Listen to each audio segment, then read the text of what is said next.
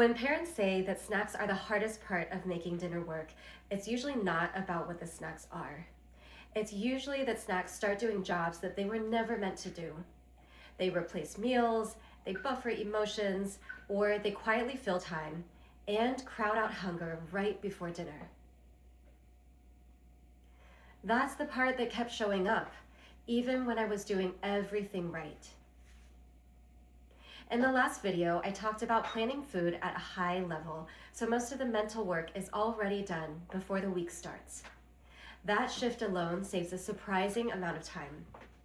Breakfast becomes predictable, dinner has anchors, and snacks are technically planned.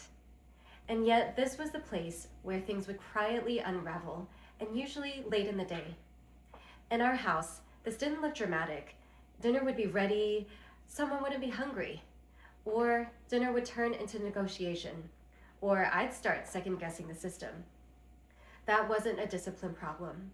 That was a planning problem. And it was a timing and role problem. Snacks were not just food. They were quietly doing work in the systems.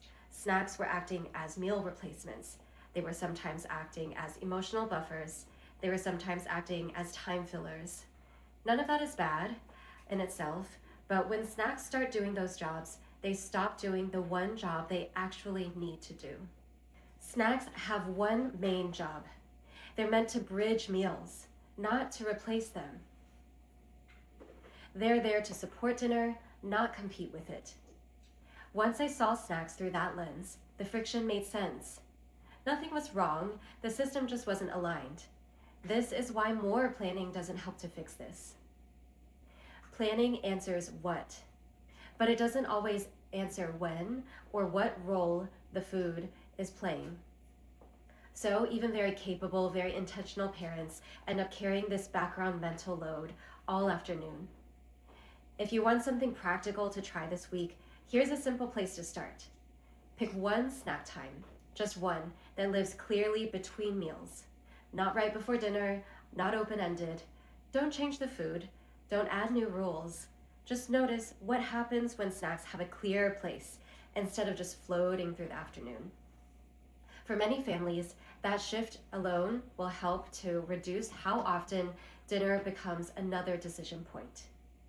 What surprised me most wasn't how much this affected the kids. It was actually how much mental load it removed from me.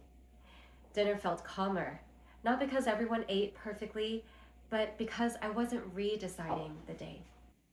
If this sounds familiar, this is where the 5-meal anchor system fits.